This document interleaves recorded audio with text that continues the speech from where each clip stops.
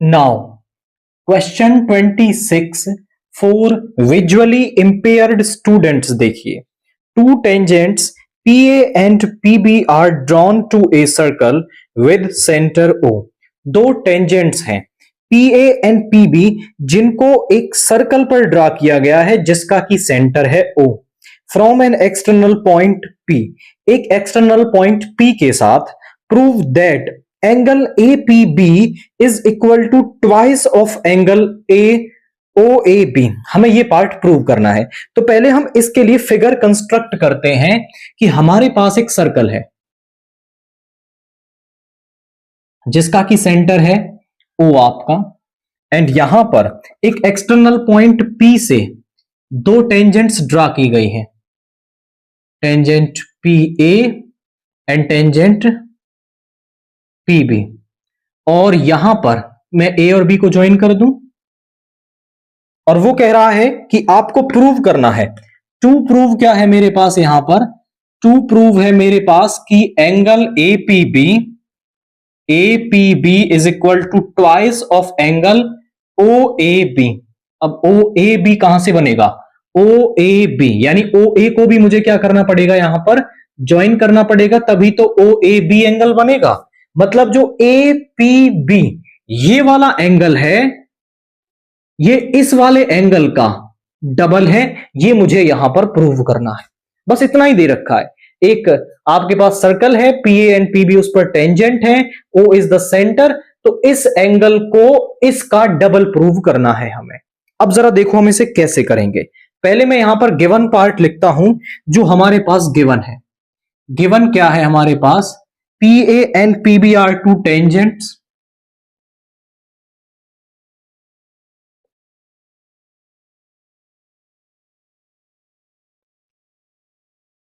अब आप यहां ध्यान से देखें कि जब हम किसी एक्सटर्नल पॉइंट से टेंजेंट्स ड्रा करते हैं तो उनकी जो लेंथ है वो हमारे पास बराबर होती है। मतलब PA जो है वो PB के बराबर होगा आपका। तो हम कह सकते हैं कि PA is equal to PB, length of tangent drawn from an external point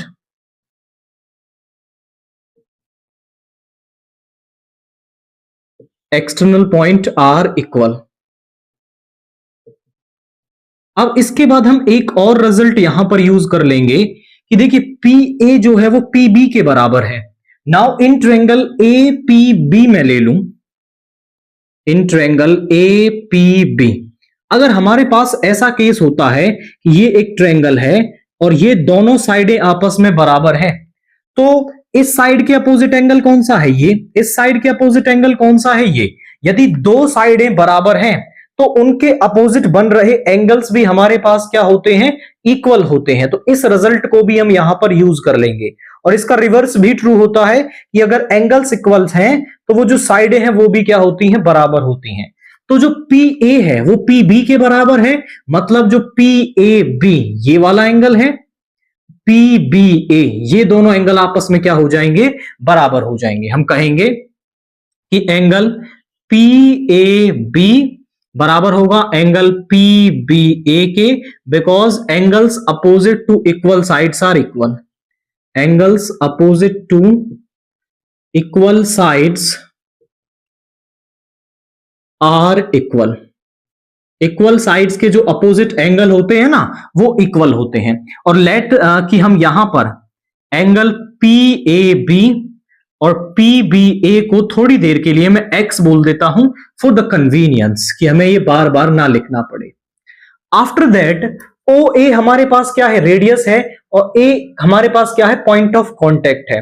radius को पॉइंट ऑफ कॉन्टेक्ट से जब हम ड्रा करते हैं तो हमारा एंगल जो है वो कितने का बनता है आपका? That will be 90 degree. तो मतलब मैं कह सकता हूं यहां पर एंगल OAP जो है, OAP is equal to 90 degree, ये हमारे पास होगा यहां पर। और इनफैक्ट या इससे पहले चलो इसको करते हैं OAP, इसको मैं लिख सकता हूं आपका OAB यानी ये वाला पार्ट और प्लस में ये वाला एंगल दैट इज X। तो OAP को मैं लिख सकता हूं angle O A B plus में आपका यहां पे लिख सकते हैं B A P is equal to 90 degree. ध्यान से देखें तो ओ ए बी तो मुझे रिजल्ट में चाहिए होगा ओ ए बी, और बी ए पी है मेरे पास एक्स यहां पर, तो इसको मैं रख देता हूं एक्स और इसको रख देता हूं angle O A B is equal to 90 degree. इसको इधर ले आएंगे तो x की वैल्यू मुझे मिल गई 90 degree minus angle O A B. अब आप पूछे सर आपने ये x की वैल्यू क्यों निकाली है और एक परफेक्ट वैल्यू भी हमें नहीं मिल पाई है, तो आप ध्यान से देखें इस ओ ए बी का जो रिजल्ट है, x की जो वैल्यू हमें मिली है इसका हम यूज कर लेंगे। कैसे? देखिए इतना काम तो हम कर सकते थे कि रेडियस जो है वो टेंजेंट पर परपेंडिकुलर होगी तो 90 डिग्री का एंगल बनेगा, इन दोनों का जो सम है that is equal to 90 degree. After that मैं लेता हूं in triangle P A B. In triangle P A B में मैं लूं तो यहां पर हम एंगल सम प्रॉपर्टी का यूज करें कि किसी भी ट्रायंगल के इंटीरियर एंगल्स का जो सम है वो 180 डिग्री होता है। यानी कि मैं डायरेक्ट ना लिख करके इनका नाम लिखूं पहले एक बार, A P B, angle A P B plus P A B plus P B A 180 degree. तीनों का जो सम है वो हमारे पास 180 डिग्री होगा। बाई लिख सकते हो एंगल सम प्रॉपर्टी।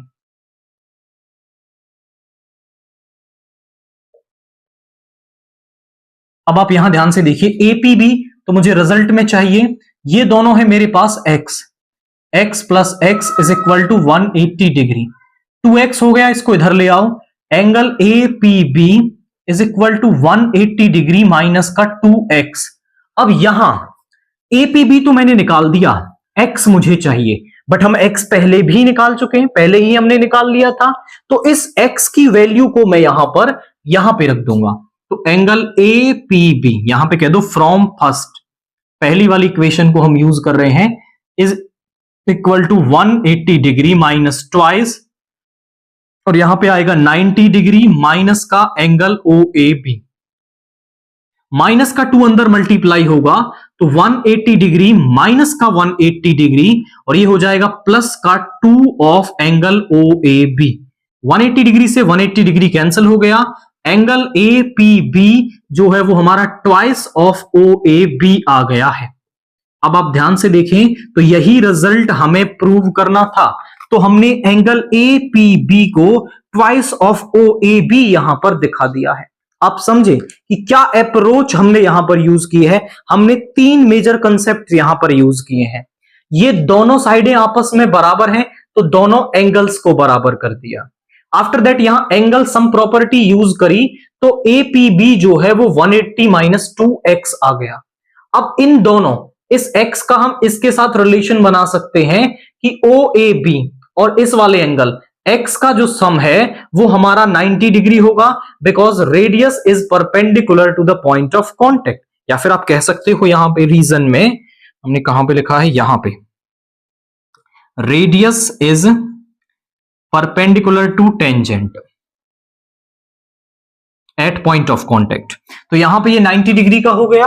फिर यहां से हमने x की वैल्यू निकाल दी in terms of O A B.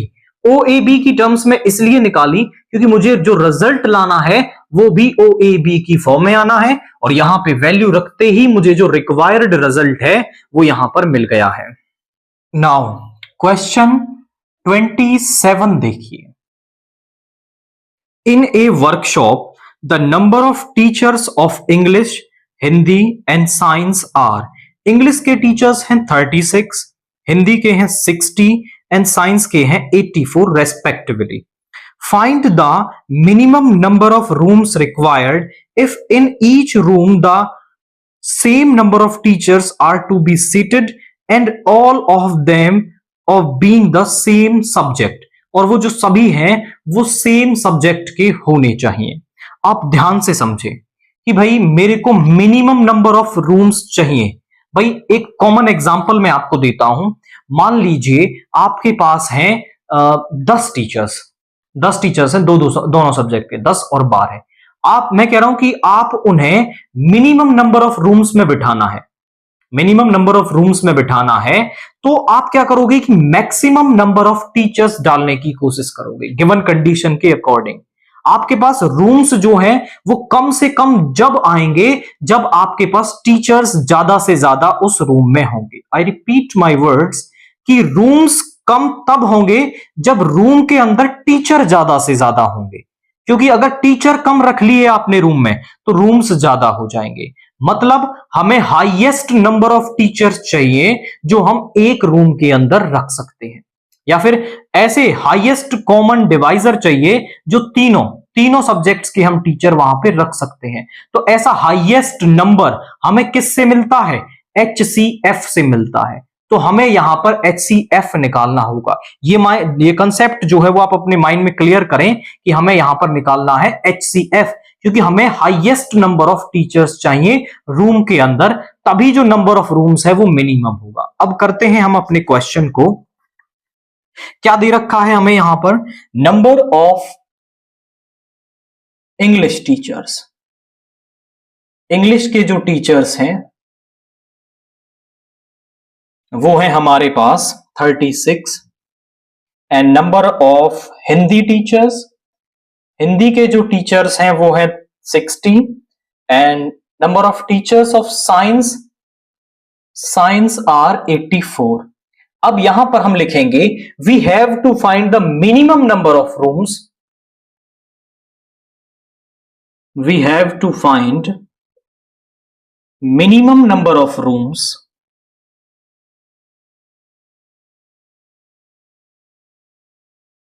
so maximum number of teachers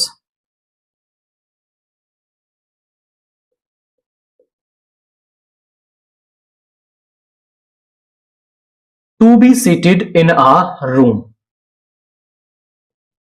क्योंकि मैक्सिमम नंबर ऑफ टीचर्स जब सीटेड होंगे तभी जो रूम्स है वो हमारे मिनिमम होंगे। मैक्सिमम नंबर निकालने के लिए, क्योंकि सभी में सेम चाहिए, तो हमें एक ऐसा नंबर चाहिए जो हम तीनों के टीचर्स को वहां पर बिठा पाए। तो हमें इन तीनों का यहां पर HCF निकालना होगा। मैं प्राइम फैक्टराइजेशन मेथड का यहां पे यूज कर रहा हूं, दैट इज इक्वल टू 60 है यहां पे है आपका 84, यहां पे 2 से करेंगे तो 18, 2 से करेंगे तो 9, 3 से करेंगे तो 3, और 3 से कर देंगे तो 1 यहां पर। तो 36 का प्राइम फैक्टराइजेशन हो गया 2 की पावर 2 इंटू 3 की पावर 2। 2 से करेंगे तो 2 से 30 हो गया, 2 से हो गया 15, 3 से हो गया 5, और 5 से हो गया 1। यहां 2 से करेंगे 42, 2 से करेंगे यहां पे 21, 3 से करेंगे हम यहां पे 7, और 7 से करेंगे हम यहां पे 1। तो 60 का प्राइम फैक्टराइजेशन हो गया 2 की पावर 2 इंटू 3 इंटू 5। 84 का प्राइम फैक्टराइजेशन हो गया 2 की पावर 2 इंटू 3 इंटू में 7। तो इन तीनों का जो HCF है ऑफ 36, 60, 84 कैसे करते हैं? जो कॉमन है फैक्टर्स उनकी लोएस्ट पावर हम लेते हैं। देखिए 2 है कॉमन, और 2 की सबसे लोएस्ट पावर 2 ही है, और एक 3 है यहां पर, 3 की पावर यहां 1 है, यहां 2 है। लोएस्ट लेनी है तो 3 की पावर 1 ले लेंगे। अब 5 और 7 दोनों में कॉमन नहीं है तो ये पार्ट हम नहीं लेंगे। तो 2 2 जा 4 इंटू 3 यानी 12। मैक्सिमम नंबर ऑफ टीचर्स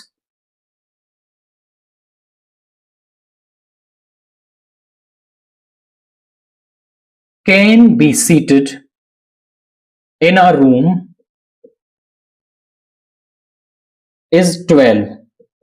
अब आप ध्यान से देखें, हम किसी भी हर रूम में मैक्सिमम नंबर ऑफ जो टीचर्स बिठा सकते हैं वो 12 बिठा सकते हैं। अब मुझे टोटल नंबर ऑफ रूम्स निकालने। भाई इंग्लिश के टीचर है 36, अब आप रूम में 12 बिठा सकते हो। और उसने एक और बात कही है कि सेम सब्जेक्ट के टीचर्स होने चाहिए। तो आपके इंग्लिश के टीचर्स के लिए हमें कितने रूम चाहिए होंगे? एक में 12, एक में 12, एक में 12, यानी तभी तो 36 होंगे। तो 3 रूम्स हमें चाहिए होंगे। तो हम कहेंगे minimum number of rooms are, minimum number of rooms are, ध्यान से देखिए इंग्लिश के हैं 36, 12 से डिवाइड कर दो। 12 से डिवाइड करने पर हमें नंबर ऑफ रूम्स पता चल जाएंगे। प्लस ये इंग्लिश वालों के लिए रूम्स चाहिए, उसके बाद हिंदी वालों के लिए कितने रूम चाहिए? 60/12। साइंस वालों के लिए कितने चाहिए? 84/12। 12 से 3 टाइम्स, 12 से 5 टाइम्स और 12 से 7 टाइम्स। तो यहां पे आ गया आपका 15। तो मिनिमम नंबर ऑफ रूम्स जो हमें चाहिए वो यहां पर 15 चाहिए होंगे, ताकि हम जब मैक्सिमम नंबर ऑफ टीचर्स को बिठाएं तो मिनिमम नंबर ऑफ रूम्स जो है वो यहां पर 15 आ रहे हैं। की कंसेप्ट यही माइंड में रखना है कि टीचर्स को मैक्सिमम बिठाओगे तो रूम्स आपको मिनिमम मिलेंगे और फिर आप क्वेश्चन को सॉल्व कर पाएंगे। आफ्टर दैट क्वेश्चन 28 देखिए। Find the zeros of the quadratic polynomial 2x square minus bracket 1 plus 2 root 2x plus root 2 and verify the relationship between the zeros and coefficients of the polynomial।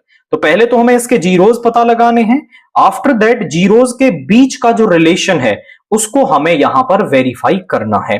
आप यहां समझें, this is question 28। The given polynomial is,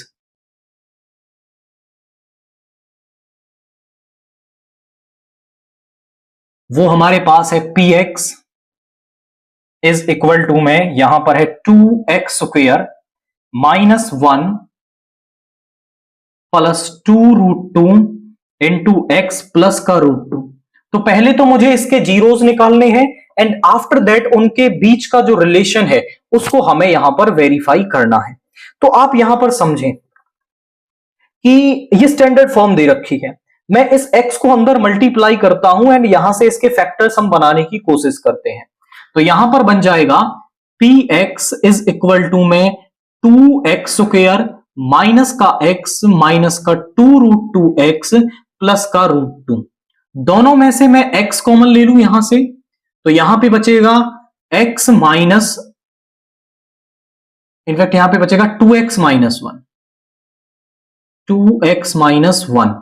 और यहां से यदि मैं minus का root 2 common ले लूं तो ध्यान से देखिए यहां पे बचेगा प्लस का 2x और यहां पे बच जाएगा माइनस का 1।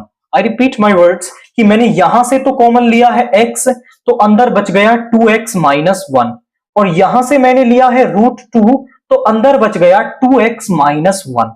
अब दोनों में से मैं 2x माइनस 1 कॉमन ले लूंगा तो यहां पे क्या बचेगा जरा चेक करिए, यहां पे बचेगा हमारे पास x और यहां पे बचेगा माइनस का रूट 2। ये हमारे पास px के प्राइम फैक्टराइजेशन आ गई। अब फॉर जीरोस ऑफ पॉलिनोमियल मैं इस px को जीरो के बराबर रख दूंगा, px इज इक्वल टू 0। यहां से आएगा 2x माइनस 1 इंटू में x माइनस का रूट 2 इज इक्वल टू 0। दो टर्म्स का प्रोडक्ट जीरो तभी हो सकता है जब या तो ये पहले वाली टर्म जीरो होगी या फिर ये दूसरे वाली टर्म जीरो होगी।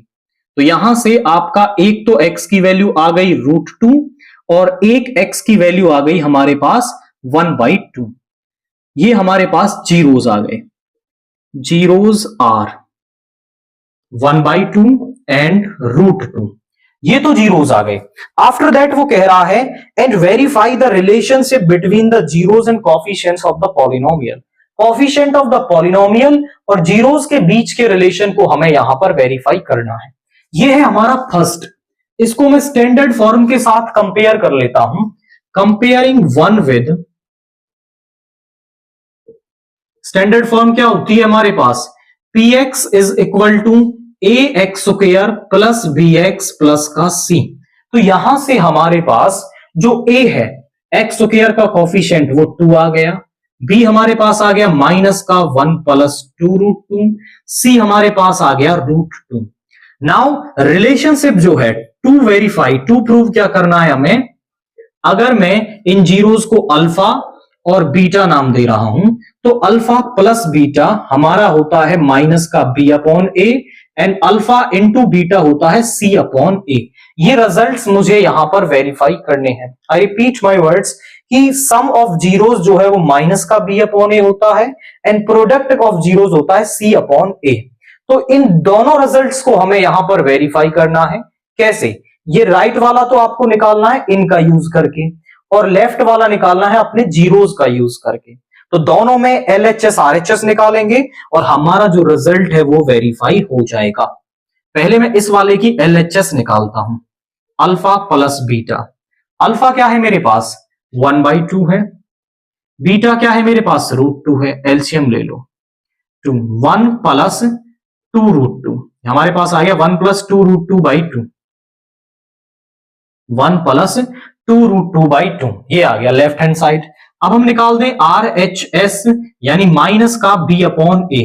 तो ध्यान से देखो B क्या है मेरा, B है माइनस का 1 प्लस 2√2 अपॉन में A क्या है मेरा 2 है। तो ध्यान से देखिए माइनस से माइनस प्लस हो जाएगा और यहां पे आएगा 1 plus 2√2/2 is equal to LHS, यानी ये तो हमारा वेरीफाई हो गया। इस वाले पार्ट को भी हम वेरीफाई कर देते हैं, यहां पर भी हम LHS को निकालेंगे, that is alpha into beta, यानी 1/2 इंटू √2 दैट इज √2/2। LHS मिल गई। आफ्टर दैट मैं RHS निकालता हूं यहां पर, तो RHS जो है वो हमारे पास है C अपॉन A। C क्या है मेरा √2, A क्या है मेरा 2। तो आप चेक कर लें ये LHS के बराबर है, यानी हमने दोनों ही रिजल्ट्स को यहां पर वेरीफाई कर दिया है। आपके माइंड में ये होना चाहिए कि सम ऑफ जीरोस जो है वो माइनस का B अपॉन A होता है एंड प्रोडक्ट ऑफ जीरोस जो है वो C अपॉन A होता है। तो यहां पर पहले हमने क्विक रिकैप करते हैं, पहले हमने उसके लीनियर फैक्टर्स किए, आफ्टर दैट फिर फैक्टर्स को जीरो के बराबर इक्वेट करके मुझे यहां पर जीरोस ऑफ द पॉलिनोमियल मिल गए। फिर उनके बीच के रिलेशन को हमने फर्स्ट के साथ स्टैंडर्ड फॉर्म को कंपेयर करके निकाला है एंड उसे यहां पर वेरीफाई कर दिया है। क्वेश्चन 29 देखिए, if sign theta plus cos theta जो है वो आपको √3 दे रखा है, तो हमें प्रूव करना है कि tan theta plus cot theta जो है वो आपका 1 यहां पर होगा। तो जो गिवन पार्ट है वो हमारे पास है यहां पर sine theta plus cos theta is equal to में √3। अब देखिए इसको प्रूव करने के लिए ना क्या है, दो तरीके हैं, या तो आप इससे इस वाली टर्म से कहीं से ऐसा रिजल्ट बना दें जो ये एग्जैक्टली पूरा टर्म बना दें, तो भी आपका रिजल्ट प्रूव हो जाएगा। या फिर दूसरा तरीका यह है कि इस गिवन टर्म का इस्तेमाल करके आप कुछ रिजल्ट निकाल दें और फिर LHS को लेकर के उसमें वो रिजल्ट इस्तेमाल करके RHS बना दें, तो भी आपका रिजल्ट प्रूव हो जाएगा। अब हम देखते हैं कि कौन सा मेथड हमारे लिए कन्वीनियंट रहता है। अब यहां पर है sine theta plus cos theta is equal to √3। अब साइन थीटा और कॉस थीटा अपने आप में सिंप्लीफाइड फॉर्म्स हैं, इससे ज्यादा इन्हें सिंप्लीफाई किया ही नहीं जा सकता है। तो हम यहां पर क्या कर सकते हैं, हम यहां पर एक रिजल्ट बना सकते हैं कि हम दोनों तरफ क्या कर लें, स्क्वेयरिंग कर लें। सो squaring on both side.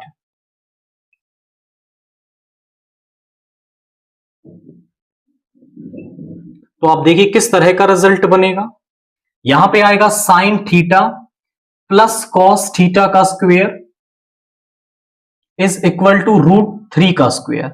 Square से रूट कैंसिल हो जाएगा, यहां पे आएगा sine square theta plus cos square theta plus 2ab, a plus B का होल स्क्वेयर प्लस 2ab क्या बन जाएगा 2ab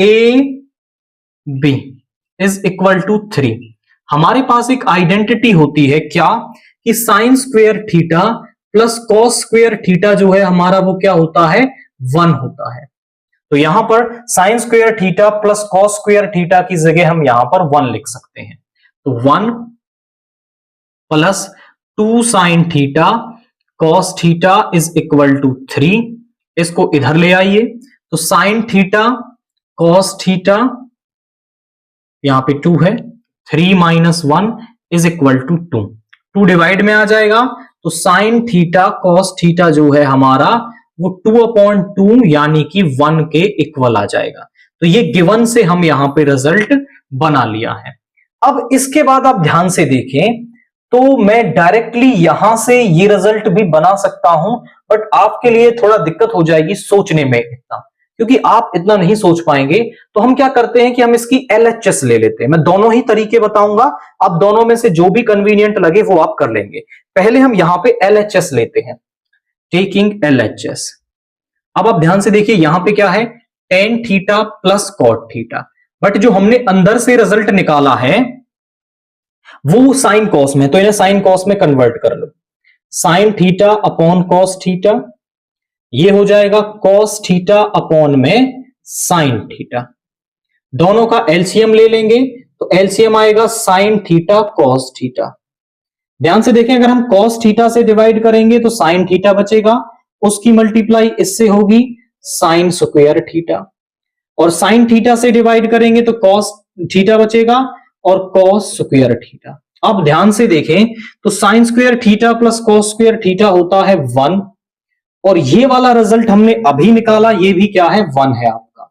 तो मतलब यहां पे आ गया 1 जो हमारा आरएचएस है और रिजल्ट प्रूव हो गया, हेंस प्रूफ। ये तो था तरीका कि आप एलएचएस को ले लें। दूसरा तरीका कि आप पूरा रिजल्ट बनाना चाहते हैं, पूरा रिजल्ट आप बनाना चाहते हैं, तो देखिए इतना तो आपको करना ही पड़ेगा। इसके बाद आप कैसे प्रोसीड करोगे, ध्यान से देखो। तो यहां मल्टीप्लाई में 1 है, इसको मैं डिवाइड में ले जाऊं तो यहां पे आ जाएगा आपका 1 is equal to 1 upon sine theta cos theta. ये है इस तरीके से। अब इस 1 को मैं क्या लिख सकता हूं, 1 को मैं लिख सकता हूं sine square theta plus cos square theta. तो इस 1 को मैंने लिख दिया sine square theta plus cos square theta upon में sine theta cos theta is equal to में 1 चल रहा है।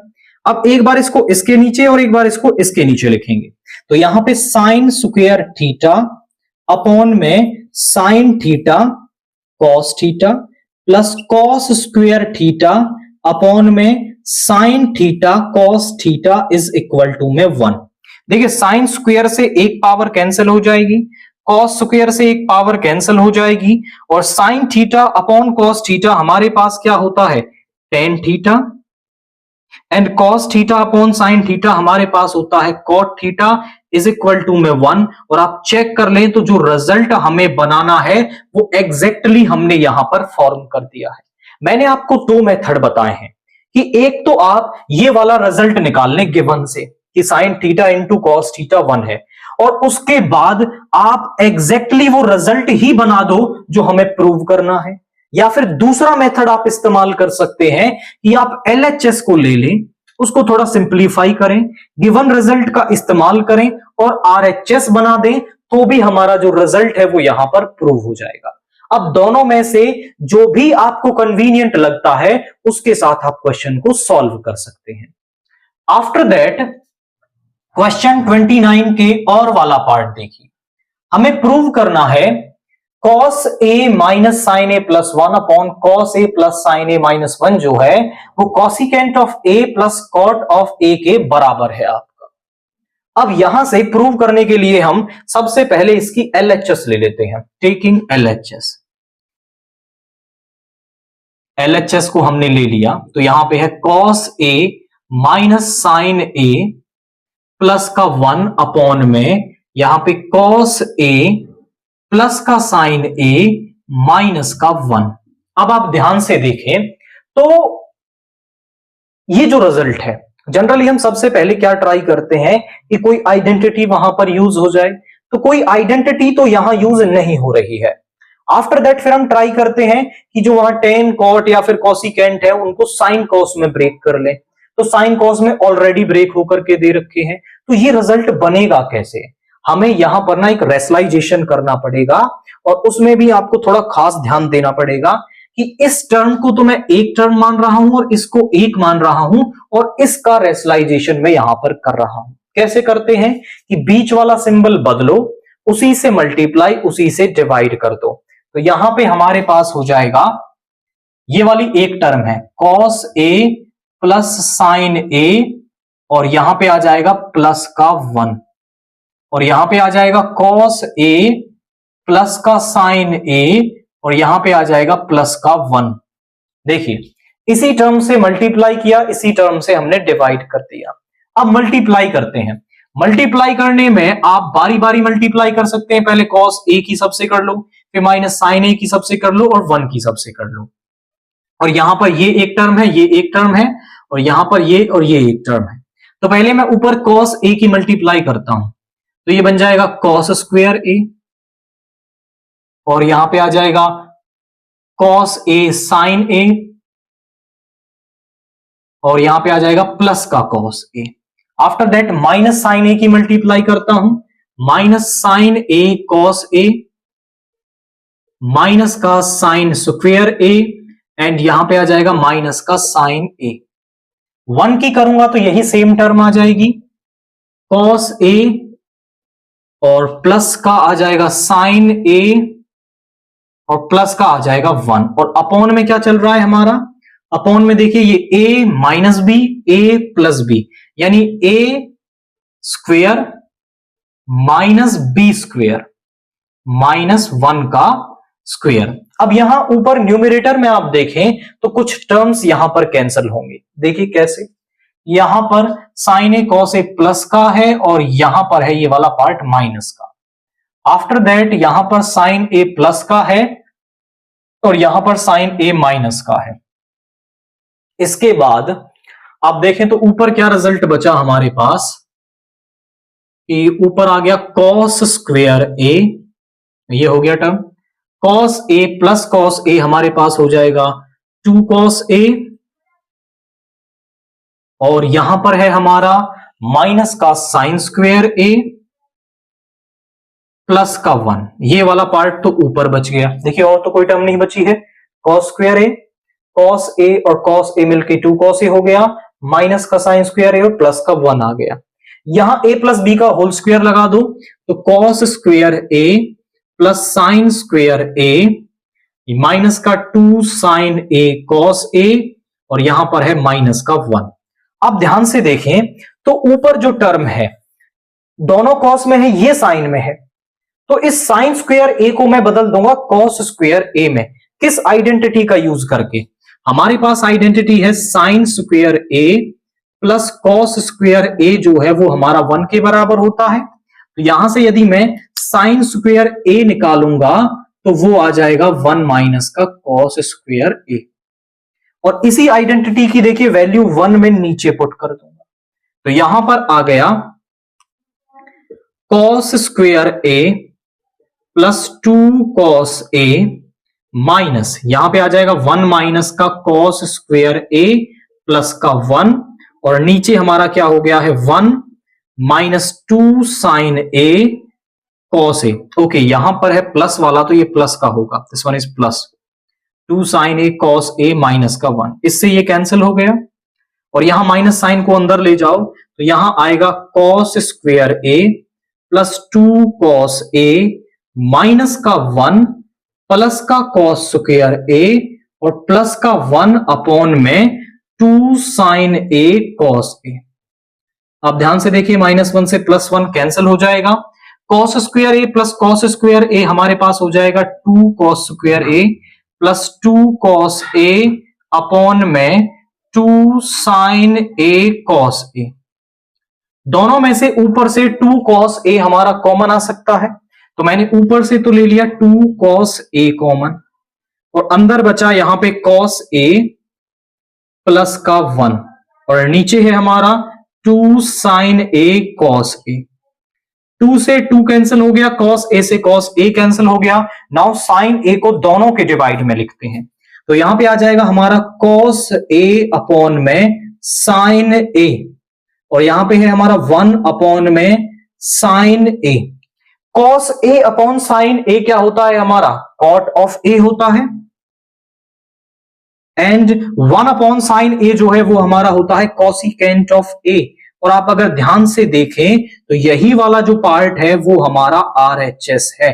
तो हमने लेफ्ट हैंड साइड को आपका राइट हैंड साइड के बराबर प्रूव कर दिया है। कैसे, एक बार क्विक रिकैप करते हैं हम इस क्वेश्चन का, किस तरीके से कि यहां पर कोई और मेथड तो लग ही नहीं रहा था, तो हमने इसको एक और इसको एक पार्ट मान करके इसका रेशनलाइजेशन किया। ऊपर सिंपल टर्म्स को पहले कॉस ए से माइनस साइन ए से 1 से मल्टीप्लाई किया, नीचे a minus B into A plus B, A square minus B square का फॉर्मूला बन गया। ऊपर जो टर्म्स प्लस माइनस की थी वो कैंसिल हो गई। एक टर्म ऊपर साइन स्क्वायर ए में आ रही थी, बाकी सभी कॉस में थी, तो मैंने ऊपर साइन स्क्वायर जो ए आ रहा था उसको कॉस स्क्वायर ए में कन्वर्ट कर लिया। मैंने इसलिए कन्वर्ट किया, देखिए यहां पर सिंपल हो गया और हमने कॉस ए को यहां से कॉमन ले लिया है। यहां a प्लस बी का होल स्क्वायर ओपन किया तो 1 से 1 कैंसिल हो गया, 2 cos a से 2 cos a कैंसिल हो गया, बचा हुआ साइन a हमने दोनों के डिवाइड में लिखा है और हमारी RHS है जो वो यहां पर बन गई है। नाउ क्वेश्चन 30 देखिए। On a particular day Vidhi and Unnati could not decide on who could get to drive the car.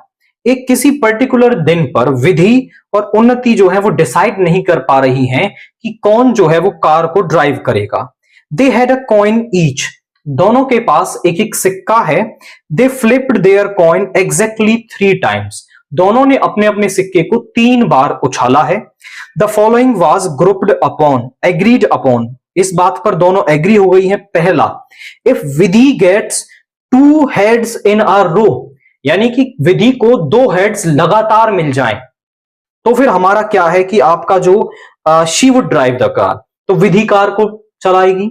दूसरा, Unnati gets a head immediately followed by a tail, यानी टेल के बाद तुरंत बाद हेड आ जाए तो उन्नति कार को चलाएगी। Who has the greater probability to drive the car that day? Justify your answer, यानी उस दिन किसके कार को चलाने की जो प्रोबेबिलिटी है वो ज्यादा होगी। तो पहले तो जब कॉइन को 3 बार उछाला जाता है तो हमारे पास केसेस कितने बनते हैं, पहले वो केसेस हम लिखेंगे, आफ्टर दैट दोनों की बारी बारी हम यहां पर प्रोबेबिलिटी फाइंड आउट करेंगे। तो हम यहां लिखते हैं 3 coins are tossed, 3 coins are tossed,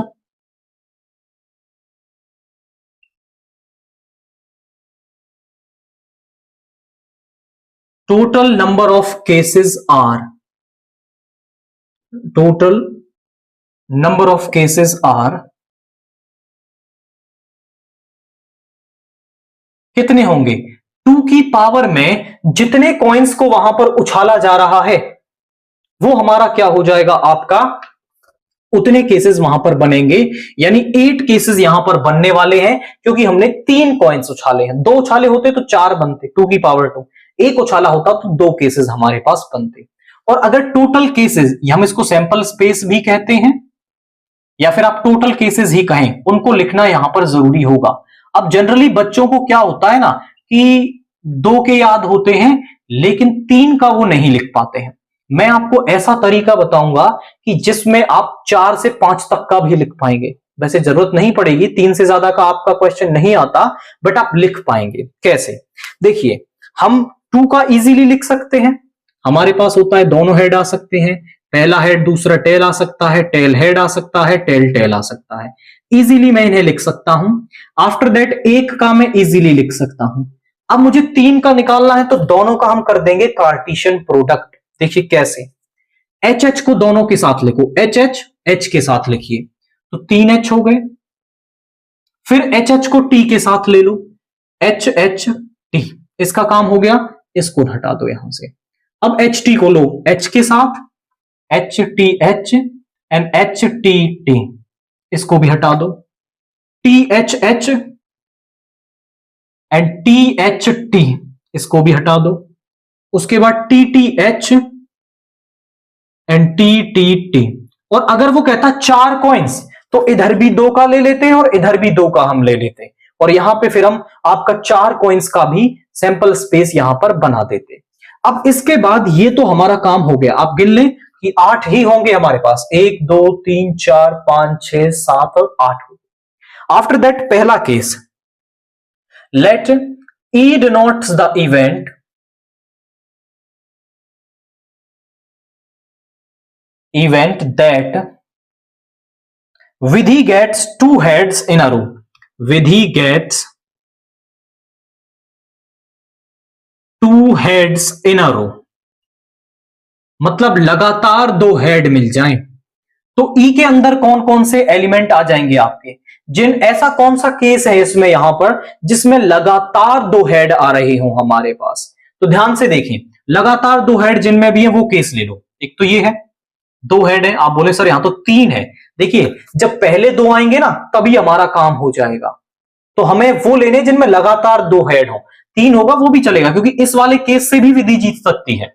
यहां पे है HHT इस वाले केस में। आफ्टर दैट फिर इसके बाद 2 हेड लगातार कहां पर है, एक यहां पर है, यहां पर है, यहां पर है और यहां पर है। इन केसेस से आपका जो विधि है वो जीत सकती है। This is E. Probability of event E में निकालूं तो वो होता है favourable number of cases upon total number of cases.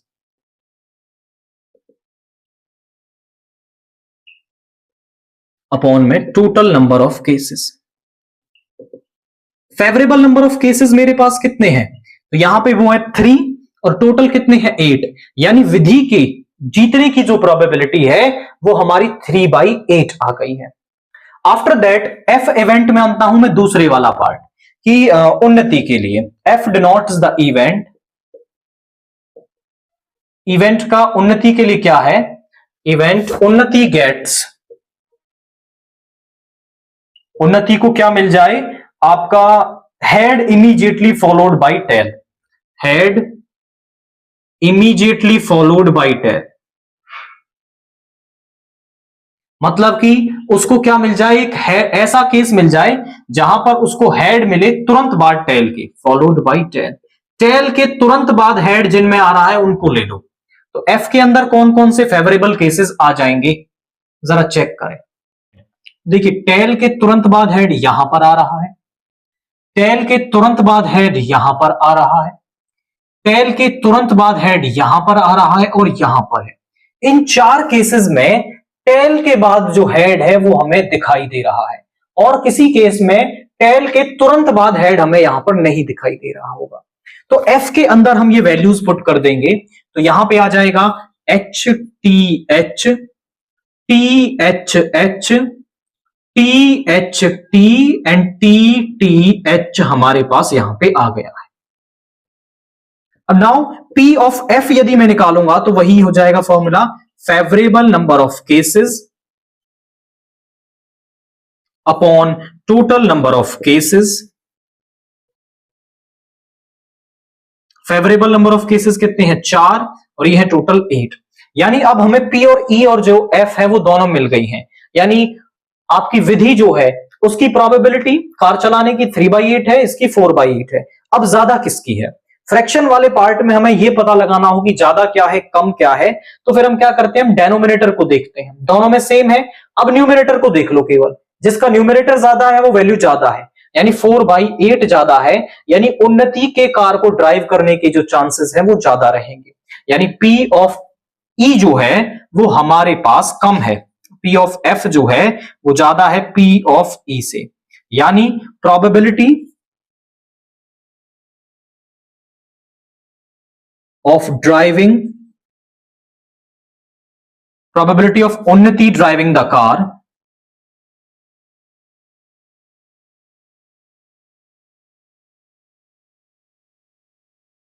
Is more. इसकी जो प्रोबेबिलिटी है वो ज्यादा रहेगी, क्योंकि यहां पे 4/8 आ रहा है, तो हमने इस तरह से उसको बता दिया है। यहां पर जो की कंसेप्ट है वो आपके माइंड में होना चाहिए, 3 टॉसेस के लिए सैंपल स्पेस को बनाना। जब आप इसे बना लेंगे फिर तो ऐसे ई और एफ को कितने ही इवेंट्स दे दे आप सभी को यहां पर बता सकते हैं। क्वेश्चन 31 का ए पार्ट देखिए, the monthly income of Aryan and Babban are in the ratio 3:4। Aryan और बब्बन की जो रेशो है उसका इनकम का रेशियो वो 3:4 है, और उनके एक्सपेंडिचर यानी खर्चा, जो उनका खर्चा हो रहा है उसका रेशियो है 5:7। If each saves ₹15,000 per month, दोनों जो है 15,000 रुपए सेव करते हैं हर महीने। फाइंड देयर मंथली इनकम्स, तो हमें उनकी जो मंथली इनकम्स है वो हमें यहां पर बतानी है। अब देखिए जब हमें रेशो आपका दे रखा हो, मान लीजिए आपका रेशो दे रखा है 2:3, ये किसका दे रखा है, इनकम का दे रखा है, तो हम यहां पे क्या करते हैं कि रेशो के साथ कुछ वेरिएबल लगाने से हमें वो एक्चुअल वैल्यू मिल जाती है। हम रेशो के साथ कुछ वैल्यू लगा लेते हैं तो हमें वो एक्चुअल वैल्यू वहां पर मिल जाती है, एंड फिर उसके साथ हम कंडीशंस बना लेते हैं। तो यहां पे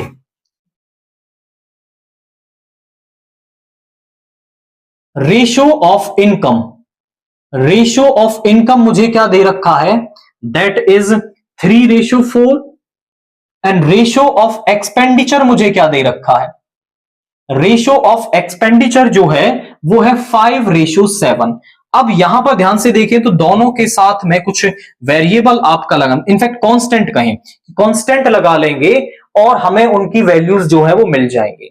सॉरी, यहां पे वेरिएबल नहीं होगा, कांस्टेंट होगा, क्योंकि रेशियो क्या होता है, मान लीजिए 10/12 है तो ये आपका 2 से और ये 2 से 5/6 आ गया, तो एक कांस्टेंट वैल्यू यहां से कटी होती है, ना कि एक वेरिएबल वैल्यू। तो हम इसके साथ कुछ कांस्टेंट लगा लेंगे, लेट्स से सम x और y। तो इनकम ऑफ आर्यन क्या आ जाएगी, इनकम ऑफ आर्यन वो मेरे पास आ जाएगी सम 3x and income of Babban क्या आ जाएगी, वो आ जाएगी 4y, सॉरी x। जब हम ऊपर वाले रेशो के साथ लेंगे तो दोनों के साथ एक ही कांस्टेंट लेंगे और नीचे वाले के साथ भी क्या लेंगे, एक ही कांस्टेंट लेंगे। तो एक्सपेंडिचर ऑफ आर्यन, आर्यन का जो एक्सपेंडिचर है वो क्या आ जाएगा हमारे पास, एक्सपेंडिचर ऑफ आर्यन आ जाएगा 5y, क्यों अलग कांस्टेंट मानेंगे। एक्सपेंडिचर ऑफ बब्बन क्या आ जाएगा हमारे पास, वो आ जाएगा 7y। अब यहां ध्यान से देखो, अकॉर्डिंग टू क्वेश्चन मैं करता हूं यहां पर। आप मुझे एक बात बताइए भाई, मान लीजिए आपके पास क्या है, आपकी इनकम हुई, आपकी इनकम क्या हो सकती है, आपको पेरेंट्स ने पैसे दिए, 500 रुपए आपको मिल गए और 500 में से आपने 300 रुपए खर्च कर दिए, तो आपके पास कितने बचे, फिर से सोचिए, 500 मिले, 300 खर्च कर दिए, तो आपके पास कितने बच गए, 200 रुपए। सिमिलरली आर्यन जो है वो कमा रहा है 3x और खर्च कर रहा है 5y, तो उसके पास बचेंगे कितने, हम जो कमा रहा है उसमें से खर्चा अगर हम हटा देंगे तो सेविंग ही तो बचेगी हमारे पास। तो पहला वाला करते हैं हम कि कमाई में से उसका खर्चा हटा दें तो वो 15,000 रुपए बचाता है, ऐसा क्वेश्चन में हमें दे रखा है। सिमिलरली बब्बन के साथ वो 4x कमाता है, 7y खर्च करता है और वो भी 15,000 रुपए बचाता है। नाउ ये लीनियर इक्वेशन हो गई है आपके पास दो वेरिएबल्स में x और y। अब आप इन्हें सॉल्व कर सकते हैं, कैसे, सब्स्टिट्यूशन लगा लो, एलिमिनेशन लगा लो, जो आपको कन्वीनियंट लगता है उसके साथ कर लें। देखो यहां 3 है, यहां 4 है, मैं इसको 4 से मल्टीप्लाई, इसको 3 से मल्टीप्लाई कर देता हूं, तो दोनों में 12 हो जाएगा, प्लस का सिंबल है तो सब्ट्रैक्ट कर दूंगा और x यहां से एलिमिनेट हो जाएगा और फिर मुझे y की वैल्यू मिल जाएगी। तो हम यहां पे करते हैं, इनफैक्ट वो पूछ क्या रहा है उसके अकॉर्डिंग करते हैं, वो पूछ रहा है फाइंड देयर मंथली इनकम्स, तो मुझे उनकी मंथली इनकम्स बतानी है।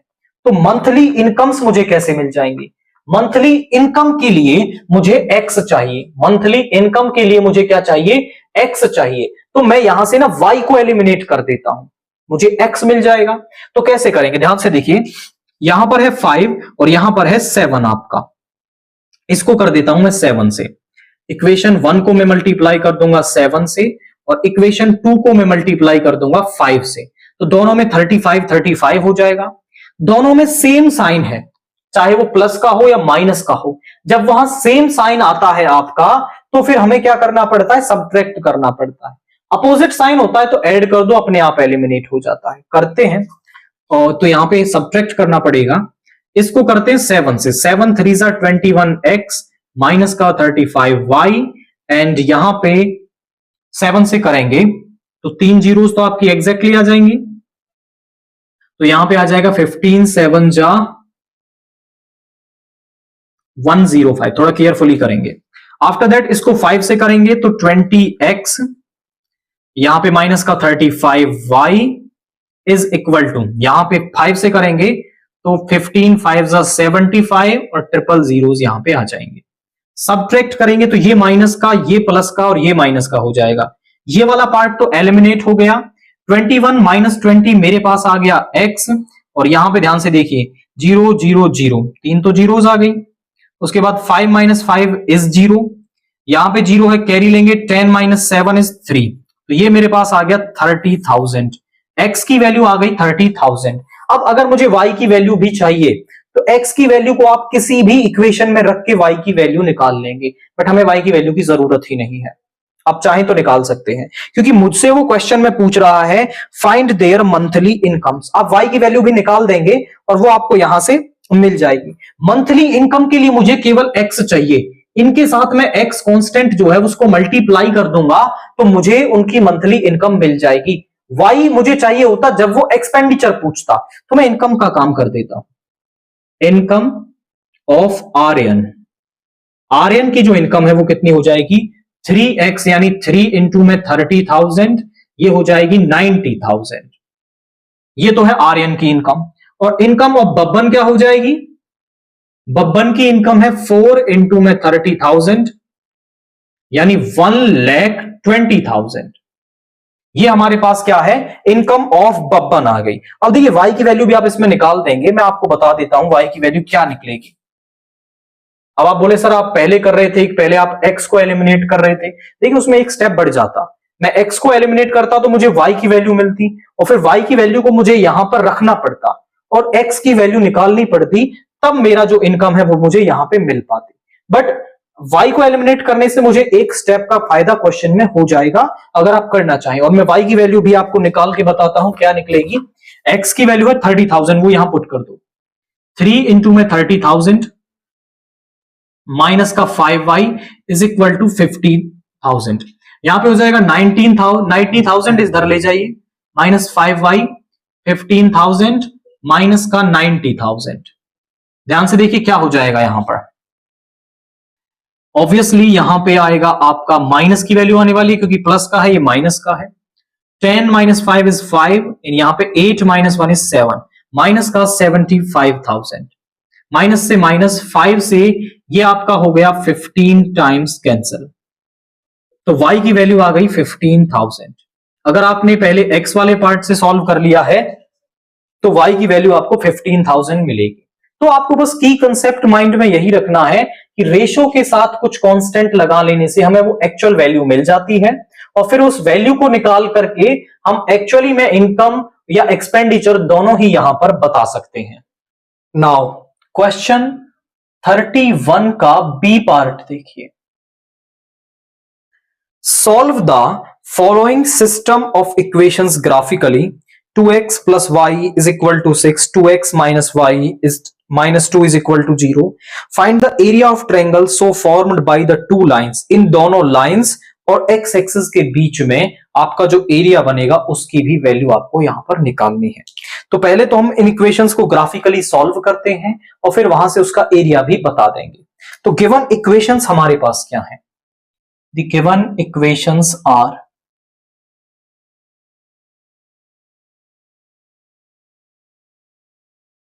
पहली वाली है हमारे पास 2x plus Y is equal to 6, and दूसरे वाली है 2x माइनस वाई माइनस का 2 is equal to 0, this is second. तो इनका ग्राफ बनाने के लिए हम इनके दो दो सॉल्यूशंस निकाल देते हैं। Graph of 2x plus Y is equal to 6, कैसे, ध्यान से देखिए, आप थोड़ा सॉल्व करेंगे। एक्स वाई, जब हम इसमें x को 0 रख देंगे तो y की वैल्यू हमें क्या मिलेगी 6, और जब y को 0 रख देंगे तो 2 को इधर ले जाएंगे, x की वैल्यू आ जाएगी 3। सिमिलरली दूसरे वाली लाइन पर graph of 2x minus Y minus 2 is equal to 0, तो यहां पर क्या आ जाएगा x y। जब आप इसमें x को 0 रख देंगे, x को 0 रख देंगे तो y की वैल्यू देखिए क्या मिलेगी, minus Y minus 2 is equal to 0, इधर आपका प्लस का 2 हो जाएगा, y की वैल्यू आ जाएगी माइनस का 2। और जब आप y को 0 रख देंगे तो 2x minus 2 is equal to 0, 2x is equal to 2, यानी x की वैल्यू 1 आ जाएगी। तो ये हमें दो दो सॉल्यूशंस इस पर मिल गए दोनों लाइंस पर, तो दो दो पॉइंट से हम उन लाइंस को बना सकते हैं। अब हम इसका ग्राफ ड्रा करते हैं, जरा चेक करिए किस तरह से। हम पहले कार्टेशियन प्लेन बनाते हैं आपके लिए।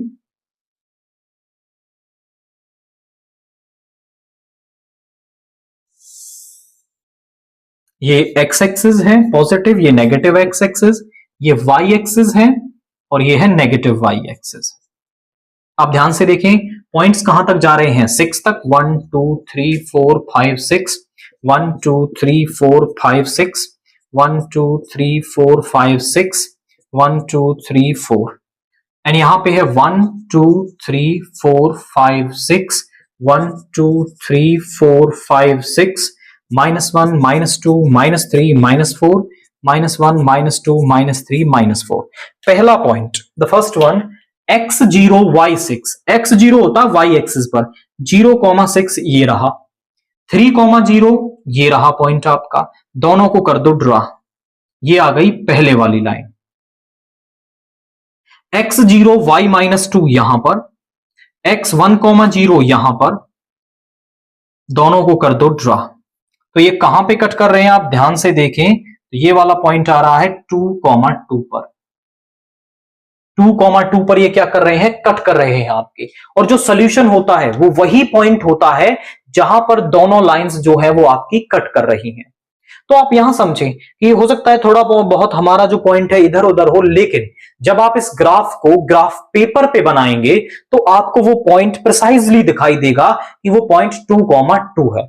दूसरा, आप इस इक्वेशंस को सॉल्व करके भी टैली कर सकते हो कि पॉइंट आपका सही आ रहा है या गलत आ रहा है। सब्स्टिट्यूशन, एलिमिनेशन, क्रॉस मल्टीप्लिकेशन, जो भी मेथड आप लगाना चाहें दोनों के साथ सॉल्व कर लो तो वैल्यू 2,2 ही आ रही है। तो सॉल्यूशन हम कह देंगे, solution is x is equal to 2, y is equal to 2। Now एक एरिया बन रहा है यहां पे, देखिए इस लाइन इस लाइन और x एक्सिस ने एक एरिया बना दिया है, ट्रायंगल बना दिया है यहां पर ABC। इस ट्रायंगल ABC का मुझे एरिया निकालना है, तो एरिया ऑफ ट्रायंगल ABC, ध्यान से देखें, 1/2 बेस इंटू में हाइट, ये हमारा फॉर्मूला होता है एरिया ऑफ ट्रायंगल का।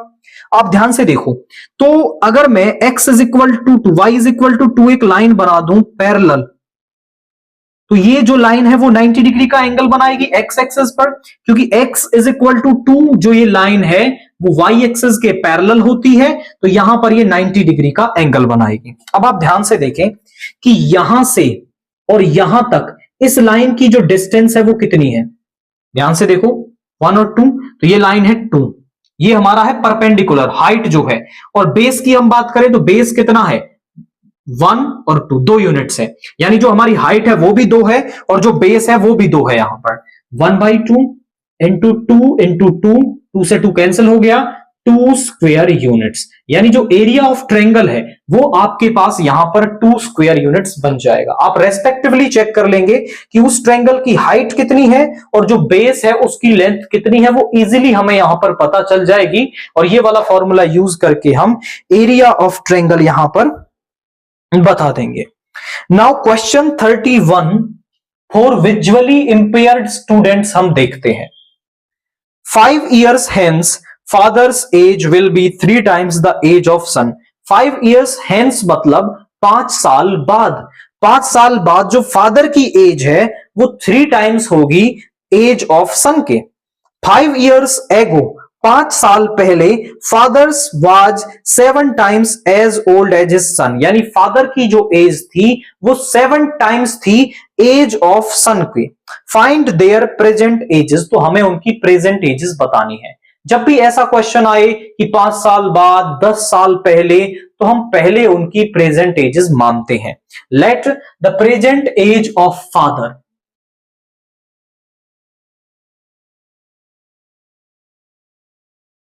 प्रेजेंट एज ऑफ फादर जो है वो हमने मान ली x years, present age of son वो हमने मान ली y ईयर्स।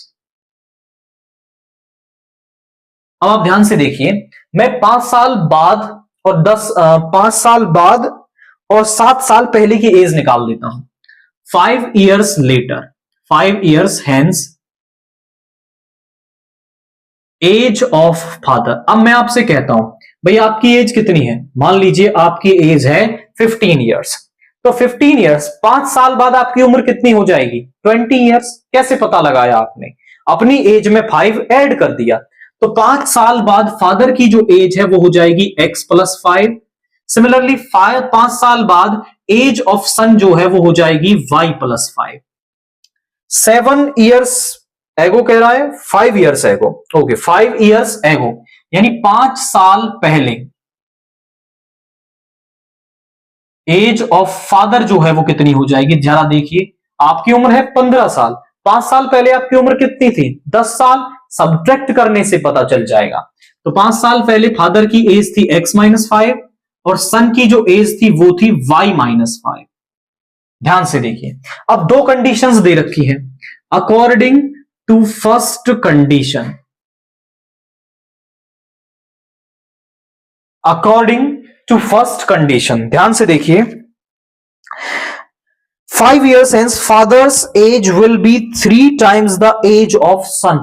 5 साल बाद जो फादर की एज है वो सन की एज का 3 टाइम्स थी, यानी कि फादर की एज कितनी है x+5 है और सन की एज कितनी है y+5 है, तो ये जो एज है वो इसका 3 गुना है। यदि ये 1 है तो ये 3 है आपका, तो दोनों को बराबर कैसे कर सकता हूं मैं, इसको 3 से मल्टीप्लाई कर दूं तो दोनों बराबर हो जाएंगे। अब यहां से जरा इसे सॉल्व कर लो, x+5 is equal to 3y plus का 15, इसको इधर ले आओ, x माइनस का 3y 15 माइनस 5 यानी प्लस का 10, x minus 3y is equal to 10, ये पहली इक्वेशन आ गई। Now according to second condition हम करें 5 साल पहले वाली कंडीशन क्या है कि 5 साल पहले फादर की एज थी x-5, सन की एज थी y-5। वो कह रहा है 5 साल पहले father's was 7 times as old as his son, यानी फादर जो है वो 7 टाइम्स था, यानी ये 1 है तो ये 7 है, तो यहां 7 से मल्टीप्लाई कर दो। x-5 is equal to 7y minus का 35, इसको इधर ले आएंगे, x-7y इधर ले जाओ, माइनस का 35 प्लस का 5, तो यहां से आ गया x-7y इज इक्वल टू -30, ये दूसरी इक्वेशन आ गई। तो x और y में मुझे दो इक्वेशंस मिल गई हैं, इन दोनों को मैं सॉल्व करूंगा और x y की वैल्यू निकालूंगा तो मुझे एज ऑफ फादर और जो सन है वो दोनों यहां पर मिल जाएगी। करते हैं सॉल्व, देखिए कैसे। यहां पर x का कोफिशिएंट सेम दे रखा है बट दोनों सेम साइन के हैं, तो सब्ट्रैक्ट कर देते हैं।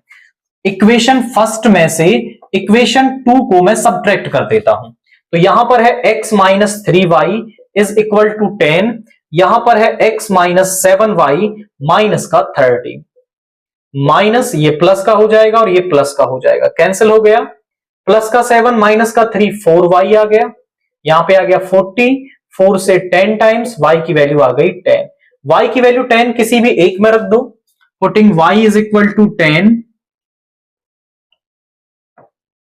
इन फर्स्ट में रख देते हैं x-3 इंटू में 10 इज इक्वल टू में 10, तो ये माइनस का 30 आ गया और इसको इधर ले जाएंगे तो इज इक्वल टू 10 प्लस 30 यानी x is equal to 40। So present age of father हमारे पास क्या आ गई है, प्रेजेंट एज ऑफ फादर जो है वो हमारे पास आ गई 40 years and present age of son जो है वो मेरे पास आ गई है 10 ईयर्स। तो और तो वो कुछ नहीं पूछ रहा है इसमें कि दोनों की प्रेजेंट एज हमें बतानी है, तो फादर की जो प्रेजेंट एज है वो 40 ईयर्स है एंड प्रेजेंट एज ऑफ जो सन है वो 10 ईयर्स हमारे पास मिल रही है। तो रेस्पेक्टिवली पहले आप उनकी प्रेजेंट एज मान लेंगे, 5 साल बाद और 5 साल पहले की जो उम्र है वो हम बता देंगे और रेस्पेक्टिवली जो कंडीशंस है उनसे हमें दो इक्वेशंस मिल जाएंगे। दोनों इक्वेशंस को आप किसी भी मेथड, एलिमिनेशन, सब्स्टिट्यूशन, किसी से भी सॉल्व कर लें, एक्स वाई की वैल्यू मिलेंगी एंड हमें उनकी प्रेजेंट एजेस मिल जाएंगी।